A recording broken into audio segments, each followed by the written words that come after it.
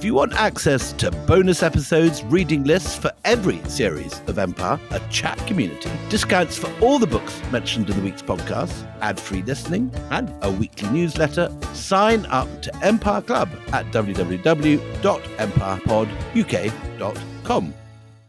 The reviews are in for McDonald's hotter, juicier burgers. Let's hear what Hamburglar has to say. Bravo, bravo. What our old friend Hamburglar said is, the patties are juicier. The bun is a thing of beauty. The cheese perfectly melted. Bravo. My burger dreams have come true. You heard him, folks. These are McDonald's best burgers ever. Ba-da-ba-ba-ba. Bravo. Available at most restaurants in this area. Comparison of McDonald's classic burgers to prior burgers. Hi, I'm your inner dream monologue, and you're fast asleep, so I'll be quick. Great job using the Colgate Optic White Overnight Teeth Whitening Pen before bed. When used as directed, it gives you a visibly whiter smile in just 7 days. So while I fly and talk to animals, you're removing teeth stains with ease. Sweet dreams. And when you wake up, keep on living life to the brightest. Colgate Optic White. Find it at all major retailers.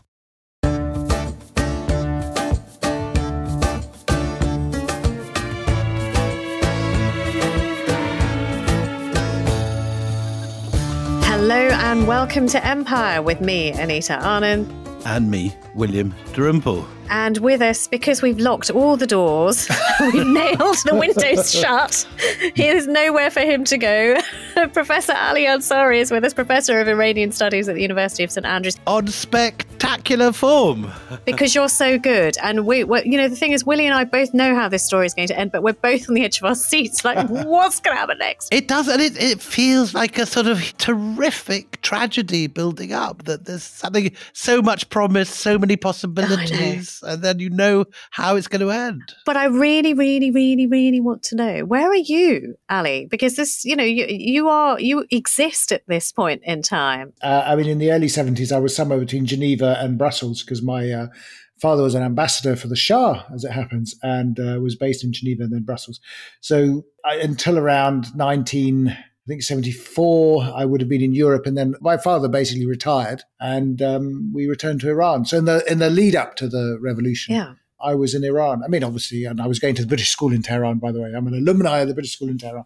And, one of the interesting things about revolutions, to be honest, is that you never really know when you're living through a sort of a revolutionary period. I mean, we all know it with the benefit of hindsight.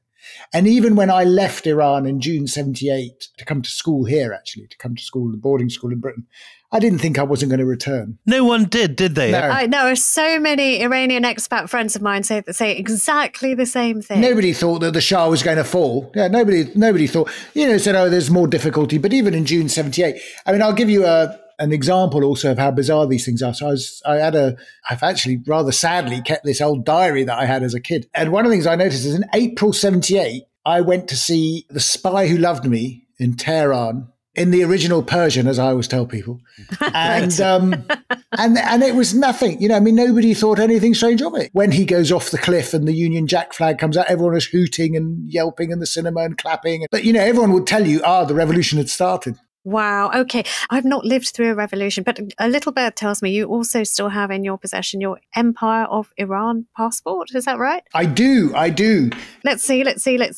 What does the cover look like? The cover it's basically a nice maroon cover. It has the lion and sun with the crown on top of it, and it's French. Which is a flag we're seeing more and more now with the diaspora waving it. It is. And it says on the front, Empire de l'Iran. Okay. So look, I wanted to ask you, as somebody who has studied this and lived this, was it inevitable? You took us to a cliff edge at the last episode. Things were becoming angry and tense, and yet it was very prosperous in the cities. The economy is booming, and yet the inequalities are growing too. That's the problem. So was it inevitable that a revolution was coming? I don't think it was. And I think there are a series of areas where you can certainly highlight where the Shah made some pretty bad mistakes. But I think right up until 77, even 78, you could say that had he taken different decisions, it certainly wouldn't have developed as it did. I think it's quite late by late 77 to say that, could he have survived? But he might have been able to hand over to a regency by his wife, the Empress. There might have been a means by which something could have transitioned. Was she more popular? She was. She was seen as much more left-leaning, more arty, more tolerant. So she was actually quite popular among the people. Had done a lot of work for women. Yeah. And I mean, I think, he was seen as the austere, dictator and this sort of thing. Although, as people subsequently said, they said there's only one thing worse than being a dictator, and that is to pretend to be a dictator. So, and this was the Shah's problem because, as I think Sir Anthony Parsons, the British ambassador, famously said, that we were all wondering at the time, is this man changed or is he going to get on a plane to Rome like he did last time? Right. I mean, they weren't entirely sure. And I mean, I think at the time, the tragedy really of the Shah is that he was not, he is a man of tremendous vision, actually. I mean, if you listen to him, there's a reason why, curiously, I mean, in a sense, he was very close with Richard Nixon. The relationship with the Americans was at its tightest during the Nixon administration. But like at Nixon, there's a deep flaw. There's a wonderful sort of foreign policy articulation, but a failure to see some of the domestic details are a little bit of a nuisance. I don't want to deal with it. And that's really what was his undoing. He moves in a direction which is very, very autocratic and actually in some ways quite dictatorial. Okay, well, let's talk about, I mean, you talked about Nixon, but this is the really pivotal administration that we want to talk about right now is the Carter administration. Yeah. So just tell us how and why that makes a difference. And we're talking about 1977 here. So what is it that happens? Well, the Shah has a tendency to look at what's going on abroad and to take perhaps the wrong lessons for them. So he goes off on a trip to China and he comes back and he says, well, I like this idea of a one-party state. So he abolishes the two-party system, establishes a one-party state. And this was a complete disaster. I mean, a complete disaster. He's also acutely, thinking about his own mortality. He's got cancer. It's not public, but he's got cancer. He knows he's got it already, does he? Oh, yeah, he does. Yeah. He knew, but it was a tightly held secret. I don't think even his own wife knew. He looks very gaunt in those last years, doesn't he? Yeah. But, it's not terminal yet, but he's obviously thinking about his future and how he's going to transition to his son. And there's a very interesting visit by Tony Benn, believe it or not, who I always say about Tony Benn, you can take the man out of the House of Lords, but you can't take the House of Lords out of the man. So he was quite full of effusive praise about the Shah. He thought the Shah was marvellous, sort of like leading, democratic centre. Really? Oh, yeah. There's a doc. That's so against all preconceptions in both directions. He goes to the Shah. I mean, some of it, he sort of says, your social reforms are much more advanced than what we've done in Britain, he says. And he goes, yes. It's a really so obsequious meeting. But in that meeting, quite interesting, the Shah says, I think I probably have another 8 to 10 years in me. I will probably abdicate in 1984 and hand over to my son to allow him to give him a bit of time to grow. And it's the only document I've seen, by the way, where he talks about it. I haven't seen anything else. And this is in a discussion in 1977, I think. Now, Carter comes in. Okay, so the Shah has a wonderful relationship with the Republicans. He loves it, and he's very keen on the Republicans. Always had a very tense relationship with Democrats, partly because he had a very bad relationship with Kennedy. Why? Oh, tell me why. Kennedy, because basically he thought Kennedy had imposed on him a prime minister he didn't want, and Kennedy was very intolerant of the Shah's bombast. Kennedy had no time for this sort of sense of dignity that the Shah had, he said, just get on with it. And they said he wasn't reforming and he had to reform. And, the argument was that the Kennedys, the Democrats were much more interested in human rights. Ironically, Carter comes in and there is this thing, Carter came in on a platform of human rights and ethical foreign policy, as you get these things. Of course, when you talk to members of the Carter administration, they tell you that very soon Carter got in and realized that all this ethical foreign policy stuff ain't going to work, and they basically say, well, the Shah is, he's a mixed bag, but he's one of ours and, let's leave him alone. I don't think that apocryphal statement that he's one of our bastards or whatever that they will say, I don't think that actually came out. He's a bastard, but he's one of our bastards. Yeah. But I don't think that really applies here. But there was this sort of view that the Shah was really the only show in town and they needed to back him. But by this stage, the Shah was, I think, already thinking about succession planning, you see. How old is he now? In his 60s? 58 years old. My age. Oh, he's barely out of kindergarten. There's this sort of anxiety about Carter, because they thought, the Democrats are going to come in and put all this pressure. But interestingly, the Shah had already started the process of liberalisation. It starts in 76. He starts to move very tentative to allow more freedom of expression on university campuses, to allow, it's a very limited process, by the way. But he then, the argument is, and this is the great irony, the argument is that a bit like Donald Rumsfeld said, freedom is messy. obviously they're getting a reaction, right? I mean, people are sort of coming out, having meetings, chanting things, So the Shah says, I'm determined to continue with this process of liberalization, and all this stuff that's coming out that's a bit unsavory. Well, it's a process of liberalization. We got to expect it. So he actually doubles down on this process. He then starts to release people. But probably at the wrong time, if I can put it that way, because you've got an economic crisis in the country. You've got a political crisis of confidence. And at this very moment, he's beginning to liberalize because he thinks that he needs to sort out his succession. And also, of course, on a less important role, really, the Americans will be more satisfied with him. And of course, his critical moment is and it's a real coup for the Shah, that Carter goes to a meeting in Moscow, and then he's coming back to the United States. And the first place he stops en route home, it's not London, it's not Paris, it's not Berlin. Well, it wouldn't be Berlin, Bonn. It's Tehran. He stops in Tehran and he spends New Year's Eve, 1977, with the Shah's company, and he makes a very fateful speech. And the speech that Carter says, which there's a lot of debate about who told him to write this sentence, was, Iran, under the leadership of your majesty, is an island of stability. And in other words, turbulent. And the Shah thinks, that's an endorsement. I mean, that's not bad. They've got my back. Yeah. So I'm going to go and give this Khomeini, who keeps saying rude things about me, some grief. Well, where is Khomeini at this time? Khomeini's in Iraq. He's in Iraq still, in Najaf, writing sort of angry things. And also what? I mean, is he just sort of, being angry, or is he actually sort of formulating an alternative way for Iran? So by this stage, coinciding with the 2500th anniversary of the Persian Empire that we talked about earlier. The big party, yeah. Yeah. Khomeini issues a series of lectures called Islamic Government. And for the first time, he articulates an alternative vision. And he basically says that government, in the absence of the hidden imam and Shiism, is illegitimate, and government should be in the hands of the representatives of the hidden imam, basically himself. So, he articulates this idea and he records his lectures on cassette tapes, and his cassette tapes are taken back into Iran throughout the 70s.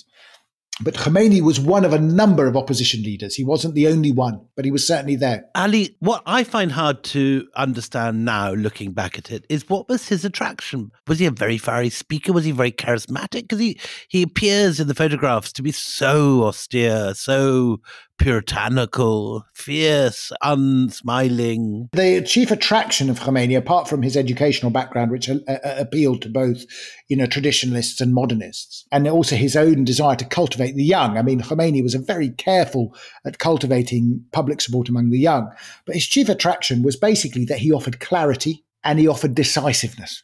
Okay. And, people say he was uncompromising. You could also say he was just very stubborn. I mean, people thought he was but he offered a degree of clarity at a time when many Iranians were very lost about what was going on. Modernization was a bewildering process. Will you talk about that for a second? What do you mean by that? Why was it bewildering to have better cars on the roads, or the roads to be tarmacked? Or Yeah. Here you have a society and a culture that's very ancient, has very ancient roots, is very traditional in its outlook, both Islamic and, just Persian. I don't want to say it's all Islamic. And the modernization seemed to be reflecting, as some writers talked about, the westernization of Iran. I mean, basically people saying that Iran is becoming a sort of a clone of a Western European country, or a clone of America. And people just didn't like it. And filled with Americans. There are hundreds of thousands of American citizens living in Iran. So one of the things that was very striking, and one of the bits of research that I did, I was very struck about, was attitudes towards Americans in Iran. Okay. And one of the things you'll find is that for most working class people, the real problem was not Americans. It was labor coming from the Indian subcontinent, because that was the competition to their jobs. Yeah. What, really? So immigration problems? Yeah. Because the Iranian economy was booming. It's a story as old as time. Yeah. Goodness me. Yeah. So that's what they worried about. The group of people who were bothered about the Americans, interesting enough, were middle class. In that.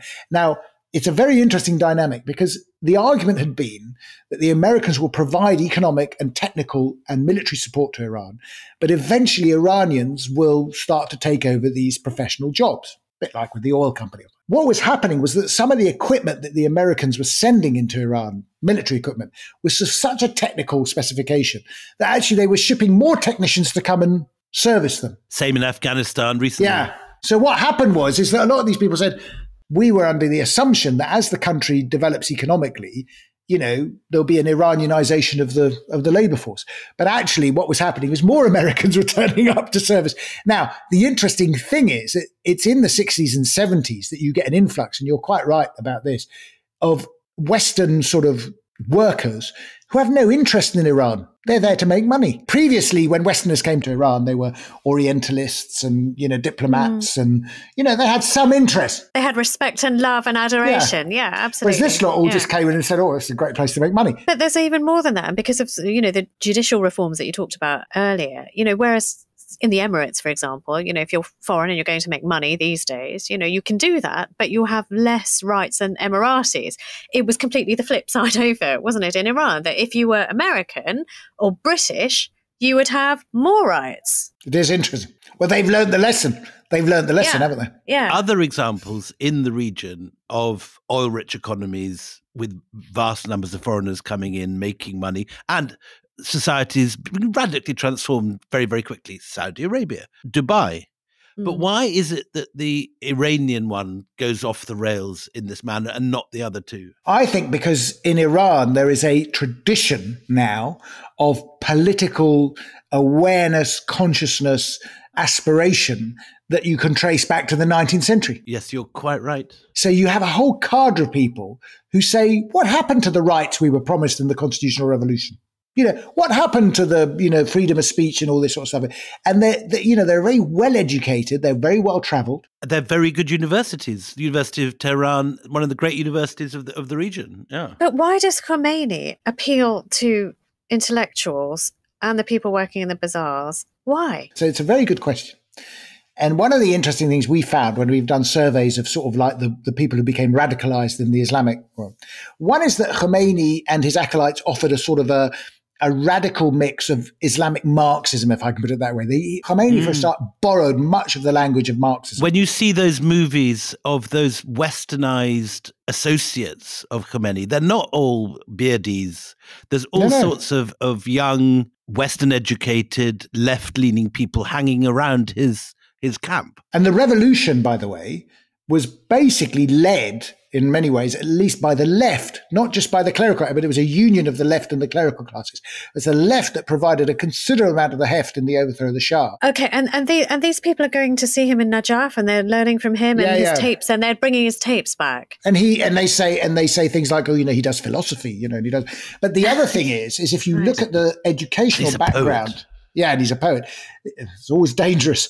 If you look at the educational background of many of these people who followed him, many of them are scientists, engineers, mathematicians, for whom there is a right and a wrong. There's a right answer and a wrong answer. And many engineers.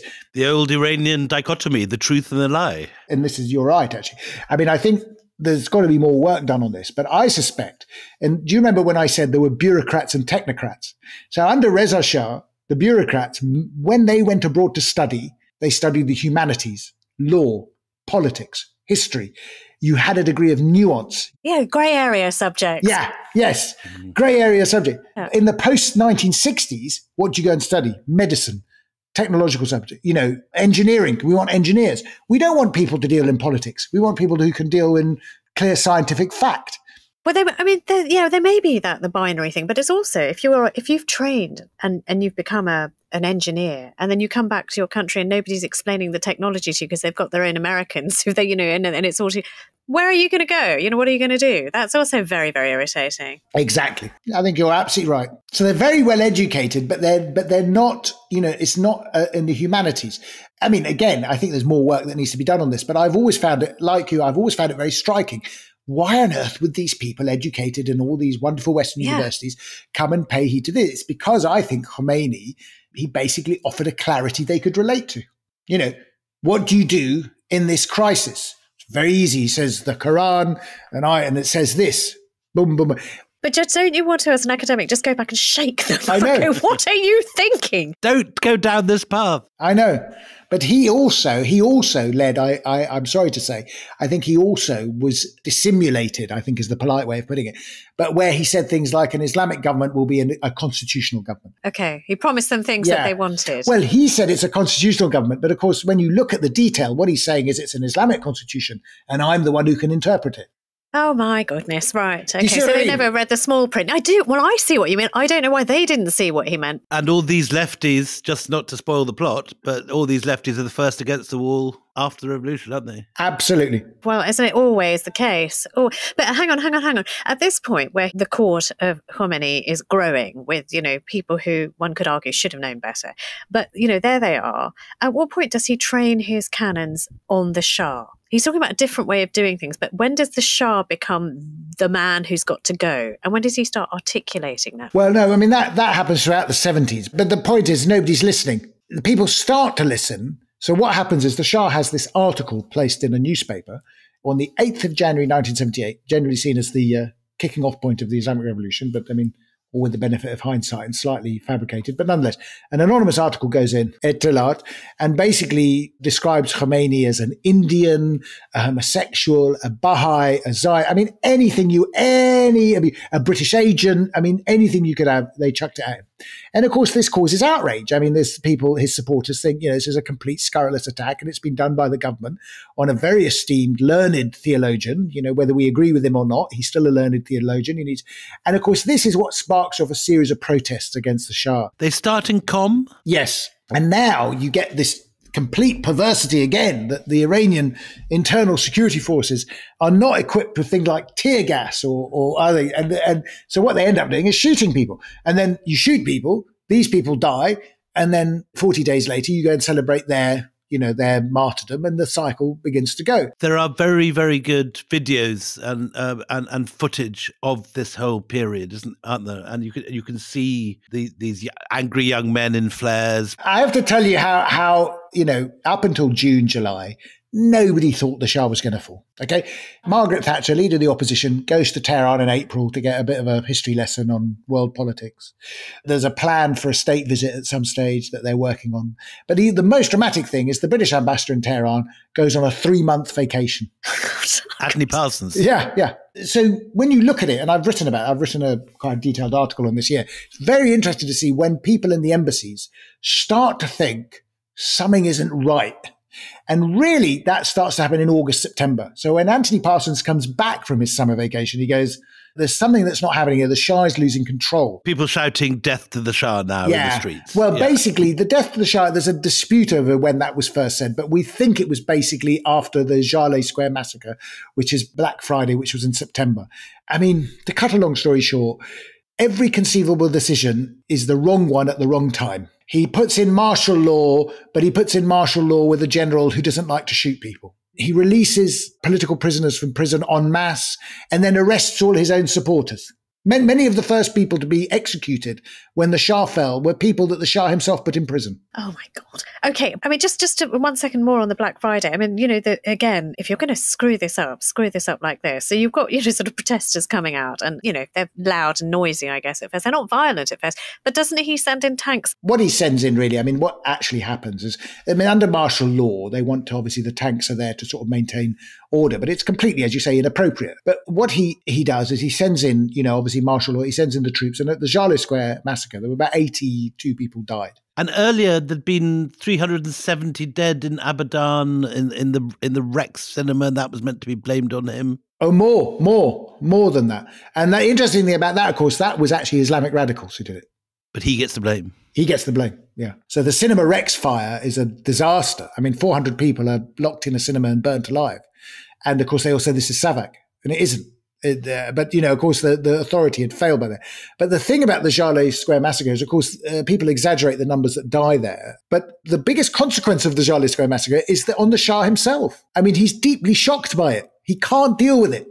He sort of says the throne cannot be built on blood. And this is the thing that's the most curious and tragic thing of this whole thing is, as I said, there's no point. The only worse thing than being a dictator is to pretend to be a dictator. He wanted to be the strong man. The minute people shot at anyone, he went, no, stop it. But the thing is, once you have momentum, and you can want whatever the hell you want. It's now running out of your control. And after that massacre in Jaleh Square, the Black Friday massacres in September, things just carry on deteriorating until you've got, in December, protests where 135 people are killed when tanks ran over them. Yeah. And this is on a holy day as well. This is our show, but this is when you get the truly massive crowds on the streets. I mean, this is because it's to do with that. But before that, there's an even more absurd thing where he's given a sort of a letter to read on air in November, and I always remember this because people tell me about it, where he announces very much like Louis XVI. He says, I have heard the voice of your revolution, and I am happy to lead it. I think someone had been reading a bit too much from the French Revolution. And he goes on air. It's a terrible thing. And I remember my family saying, he said, for the first time, we all thought, Christ, we're in a revolution. Wow, really? Because the Shah had announced it, and of course, the minute you do that, you just enable your opponents. I mean, they all said he's on the run. And as you say, the momentum is very important because they'd realized, they called his bluff. He wasn't willing to do, he certainly wasn't going to do an Assad, let's put it that way. And they thought, right, let's chase this guy out. And by this stage, the Europeans had lost faith. Well, the Europeans had lost faith, but, Jimmy Carter, the man of the, human rights, he's watching these tanks roll over people. No, whatever the Shah might have thought with Carter saying, I've got your back, clearly he's not going to be able to do anything for him now. And there's 1 million people in the streets demonstrating against him. 1 million people. By then. But the thing you have to be careful about, again, here, is that the image of these are quite late in the day, December. And this is the thing you have to understand. The minute the Shah announces on television that I have heard the voice of your revolution and I'm out, people start to switch sides. And the crowds become big because people are insuring themselves. They're saying, oh my God, he's going, I'm switching. And that's what happens. And what you find is a sea change effect. So these large crowds, really, are all in December. They're all in December, in the Tasu'a Ashura and the holy months, but they're very late in the day. And by this stage, the Shah goes to old National Front politicians, old people from the secular National Front, which are basically the old Mossadegists, and say to them, for God's sake, we've got to save the country. And one of them, Shahpur Bakhtiar, comes up and he says, I'll take over as prime minister, but in order to do this, you have to leave the country. And I think this was also a big mistake because the minute the Shah leaves the country, you knew full well he wasn't coming back. And he leaves mid-January. So it's quite quick. Yeah, January the 16th. Yeah. You say that Parsons comes back from his holiday in September and it's just beginning and he leaves in January. It's a meltdown. It is the definition of a political meltdown. Yeah, okay. So he leaves on the 16th of January 1979 and Khomeini flies back on the 1st of February 1979. Join us after the break and find out what happens when he comes back. Hi, I'm your inner dream monologue, and you're fast asleep, so I'll be quick. Great job using the Colgate Optic White Overnight Teeth Whitening Pen before bed. When used as directed, it gives you a visibly whiter smile in just 7 days. So while I fly and talk to animals, you're removing teeth stains with ease. Sweet dreams. And when you wake up, keep on living life to the brightest. Colgate Optic White. Find it at all major retailers. Welcome back. So just before the break, the Shah has left, the country is boiling, and Khomeini comes back in February. What happens when he comes? Does he come back to a hero's welcome? Do people sort of lie in the street saying, oh, thank God you're here? Massive. I mean, basically, again, this sort of bewilderment, alienation. Suddenly they see this figure who's going to come and sort it all out for them. Well, they see someone who says he's a grown-up. Yeah. Anyone listening to this who wants visuals of this, go and look up the work of my friend Abbas, who was a wonderful... fantastic photographer. I worked with him when we were covering the uprisings in Egypt and the Gabata al-Islamiyya, and he did a lifetime project on Islamist movements. And his coverage of this moment, he was in Tehran, he was watching all of this, and spectacular magnum images, which you can find online. Well, maybe let's put a link in the newsletter. Let's definitely do that. Okay, so the streets are lined with people saying, okay, there's a grown-up in town. We've got at least somebody to hold the tiller now, because it must feel as if you're in a chaotic vessel that's just completely speeding towards God knows where. How quickly does he manage to take hold of the reins of power, Khomeini, at this time? So when Khomeini gets back, there's a sort of euphoric moment, in large part because people can't believe that the Shah is gone. This very politically suffocating environment, at least as a release. In just 4 months flat. It's just suddenly happened. Yeah, I mean, so of course, I mean, like all revolutions that happen, there's this tremendous thing that people think that, it was divinely ordained, I mean, it's actually there's a wonderful bit in Tocqueville's Ancien Régime where he talks about how either side said either it's a satanic plot or it's divinely ordained, but it's something supernatural. I mean, nobody can really believe that this is man-made. But Khomeini then has to basically fight for the better part of a year to consolidate his position, because many of the sort of left and the sort of secular intellectuals who wanted the Shah gone sort of view Khomeini in this classic failed playbook. They think they can use him, don't they? Yeah, they say, you've done your job now off you go to Rome and go and continue your studies. And of course, Khomeini had no intention of doing this. I mean, it was, He's been waiting and planning for a long time. But also he's surrounded by some very savvy secular folk who are advising him at all stages, all Western educated. Yeah. They all thought what would happen now is a republic of some sort. The empire's over, it's now a republic.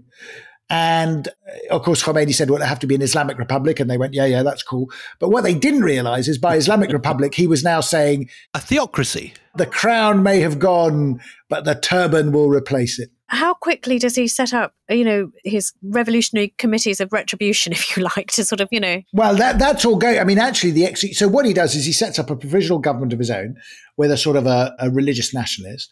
There are sort of these revolutionary comités, as they call them. They're running around basically handing out revolutionary justice. It's quite chaotic. And when we say revolutionary justice, are we talking about just pushing people up against walls and shooting them? I mean, just summary executions and torture? Yeah. No. It's chaos. Yeah, basically it's revenge. How quickly does that kick in? Pretty early. And Barzangan, who's the provisional prime minister, says, this is completely unacceptable. But one of the more tragic ones, for instance, is the Shah's former prime minister, Hoveyda, who'd been minister of court, who the Shah had arrested and was sitting in prison. They found him in prison. They put him on some sort of mock trial and had him executed within, I think, 3 days. I mean, and this was very shocking to people. I mean, people suddenly realized, the revolutionaries thought, well, this is, revolutionary justice. Let's get things done. But many other people suddenly realized this is not actually what we voted for. I mean, what you were dreaming of, certainly. Yeah. So the revolutionary committees, revolutionary guards already appearing? No. Revolutionary committees are basically modelled on the French Revolution. They're basically a bunch of student organisations who all go around. It's a bit like, the Cultural Revolution in China. It's a student union with Kalashnikovs. So are we talking about instant militia? Just add water, just add, and then that's it. Remember, everyone in Iran had done military service. They'd all know how to use a gun. Right. Gosh. Okay. So what were the intellectuals saying now? Well, the intellectuals are saying now, they're saying, well, this is what happens when a revolution happens. We have to phase in and we'll have calm it down or whatever. But of course, what happens is that a fully fledged civil war takes place between the religious right and the secular left, or the Islamic Marxists. It becomes very bloody indeed. And then, of course, on November the 4th. And yet, even at this stage, you've still got those young men in flares interpreting for Khomeini. Oh, yeah. The veil wasn't enforced yet. There's a lot of things that people still call this the spring of freedom. I mean, it's the early phase of the revolution when you still had a degree of freedom. But of course, what you have is a gradual, almost like a second revolution takes place. Okay, hang on a minute. But there was, in March 79, he does have a referendum, doesn't he? He said, do you love me kind of referendum? Do you want a state based on Islamic principles? And the referendum returned a 97% approval. Was that a fake referendum? I always think these sort of figures, when you get 97 or 98%, I always think it's a bit dodgy. Well, of course, it sounds dodgy. So basically, the referendum said, do you want to abolish the monarchy and replace it with a government based on Islamic principles? And people said, obviously, they just said a revolution. The Shah had gone. They went, now. Yeah, but you still don't think 97% is still fishy, isn't it? You're right. No. I don't think. But I also think that it wasn't exactly a free and fair referendum. Nobody knew what they were voting for. A government based on Islamic principles. You could say, do we abolish the monarchy? Do you want to abolish corruption and have a government based on ethics? Do you want justice? That's the other cry. And people sort of say, yes. I'll vote for that. Yeah, I'll vote for that. I mean, this is the thing. I mean, now people are saying we should have another referendum, and the Islamic Republic is saying, no, we don't like referendums. Referendums aren't good. And we said, well, actually, the whole Islamic Republic was founded on a referendum. Okay, so and at what point does he set up the Revolutionary Guards, which we still know today? Was that quite a quick thing? It was set up really. I mean, it was set up in large part because they didn't trust the regular armed forces, because the regular armed forces were seen as basically a Pahlavi creation. So they decided to set up their own sort of Islamic army. And this was basically a brotherhood in arms that would, protect the revolution. And do remember, it's the Revolutionary Guards. It's not the Republican Guard. It's got nothing to do about protecting the Republic. And these people are from a different class, aren't they? This is not the young men who'd been to university abroad. These guys are from small towns. And no, originally some of them were. Some of them had been in universities. But yes, you're quite right. It was recruited from a much broader base. But some of them were educated, and some, this is the early stages, though, mind you. I mean, this is the early Revolutionary Guard. Okay, so he's consolidating. The Ayatollah is consolidating his position, consolidating his power, and people are being shot and taken away and disappearing in the middle of the night. Okay, all of that going on. And in the meantime, the Shah is kind of ping-ponging rather tragically around the world. And it is a dreadful experience for him. He's sick. He knows he's got cancer. His cancer has now kicked in pretty badly, yeah. And what is the attitude of his former allies to, when he turns up? It's not great, is it? Well, the Americans in particular are trying to transition. I mean, everyone wants to transition because you have to bear in mind, I mean, there were some real absurdities in this period. In America, there were some people on the Democratic Party and others who thought that Khomeini was going to be a sort of a Gandhi-like figure. And they all sort of thought this was, they didn't like the Shah. They thought, the support for the Shah was a huge mistake. They basically supported the revolution. And the interesting thing is the Americans, continued briefing. The CIA was briefing the Iranian government all the way through to October 79. These briefings only stopped when the students took over the American embassy on the 4th of November. Okay, so we should say this. So this is prompted by the news that the Shah had been allowed into the USA for cancer treatment. And what date? 4th of November. So that hostage situation was absolutely seismic in the psyche of the Americans as well. And many people remember it, but our younger listeners won't remember. It was deemed to be like a terrorist attack on sovereign US soil. It was a major thing. Well, it's a breach of the Vienna Convention, of course. Spoken like a diplomatic child, Ali. Yeah. I mean, the Iranian students who went in were basically arguing that because the Shah had gone for medical treatment in America, the Americans were planning a coup. You see. So that was the justification. But I think Khomeini saw it in a very opportunistic way. I mean, this was not the first time, by the way, that an embassy had been attacked. I mean, the American embassy had been attacked, as the British embassy earlier on. But they'd always got them out. And on this occasion, I think Khomeini thought this was a perfect opportunity to inaugurate the second revolution, so to speak, to get his ideas through, to get the constitution through that he wanted with the guardianship of the jurist, with him sort of sitting atop of all things, and to begin an Islamization of the revolution, essentially. Did Khomeini send them, or did he just back them once they'd done what they wanted to do? Was it a spontaneous thing, or did he plan it? No, my understanding is he backed it once it was done. Yeah, that's what I've always thought. That he didn't orchestrate it. Again, anyone wanting to see visuals of this, they're not only fantastic, black and white, this is the great televised revolution. And, for me, one of the reasons why it's so seared into the American imagination is precisely because it was broadcast every night into their homes. Well, of course it was. It was, how many days were the hostages held for? Do you remember? 444 days. So describe what happened for those that don't know the story. So they pour over the walls, they break in, diplomats are blindfolded. So the chargé d'affaires is actually sitting in the Ministry of Foreign Affairs at the time, and he's told that students have got into the embassy. And he goes to the Iranian foreign minister and he says, I hope you're going to get them out. And they say, yeah, no problem. We'll ring up Khomeini and we'll get it sorted.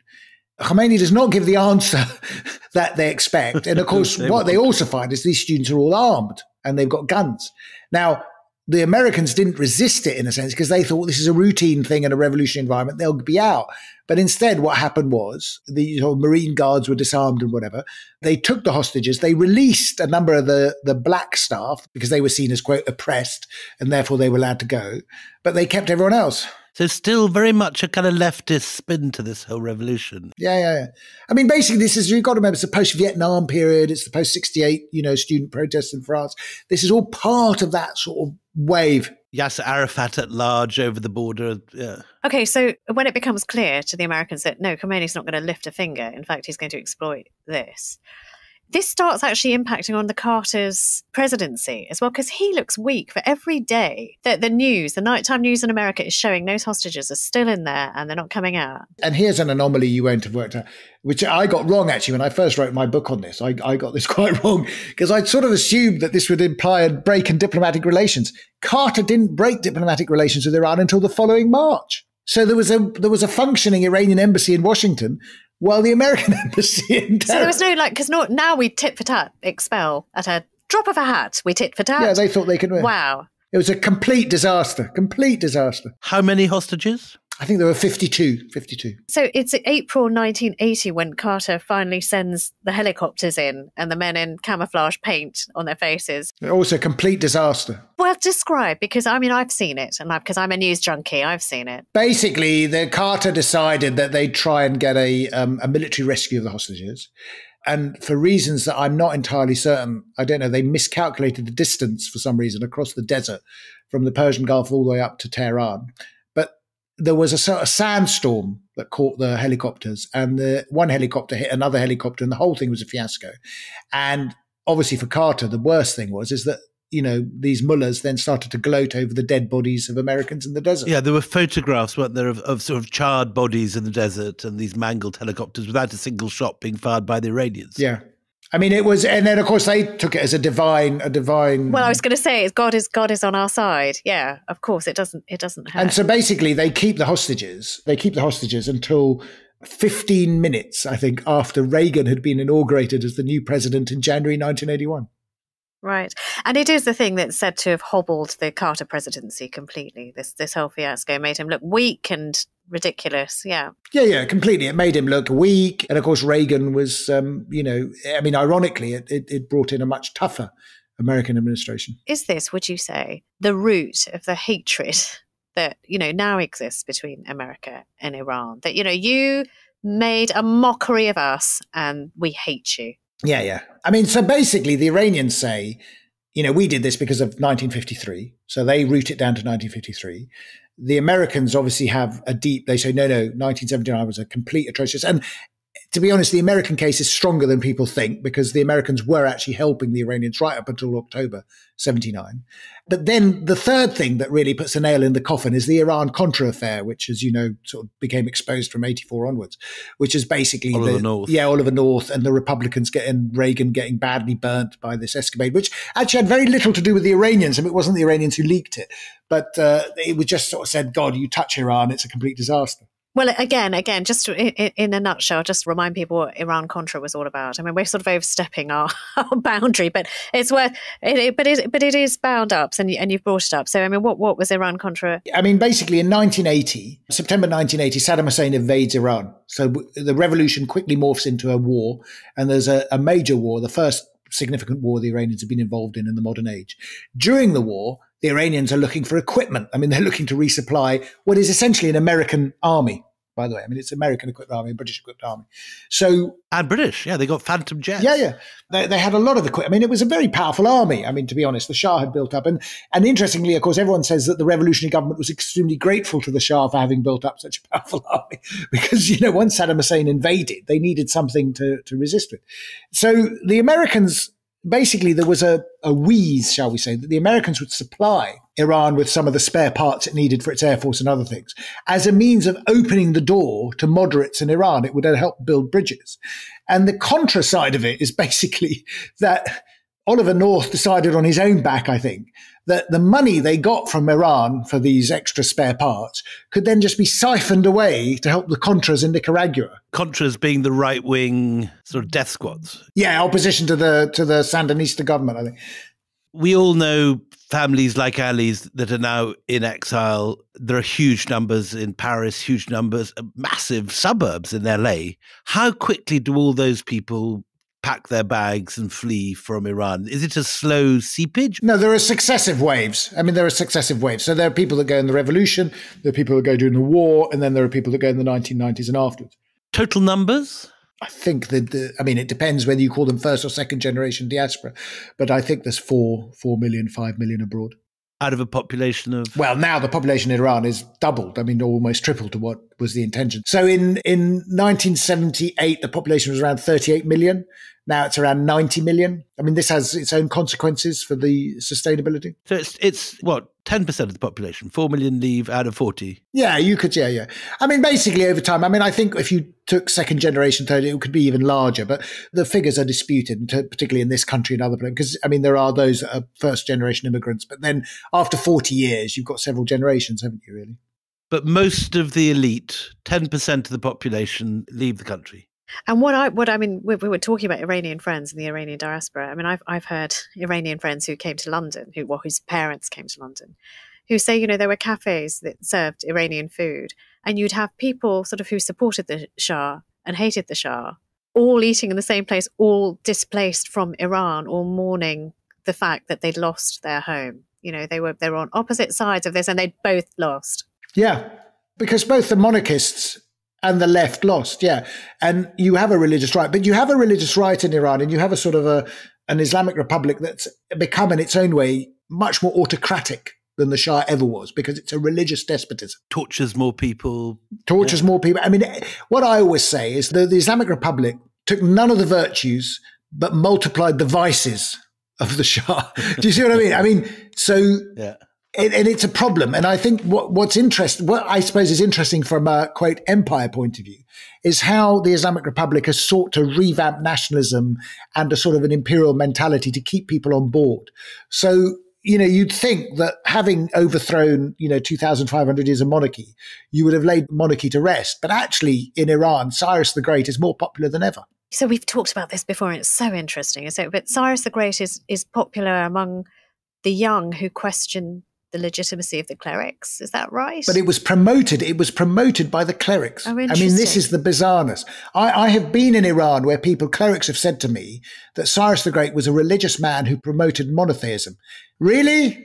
But initially, if I'm not wrong, they very nearly bulldozed Persepolis at one point. Well, one of the radical clerics claimed, but even Khomeini put a stop to that. I mean, I think what's interesting really is that even someone like President Mahmoud Ahmadinejad, that real sort of like populist scallywag that came in as president, he very heavily promoted a cult of Cyrus and, the Persian Empire and all this sort of thing. You cannot take empire out of the Iranians. I mean, it's extremely difficult, actually, because it's part of their heritage.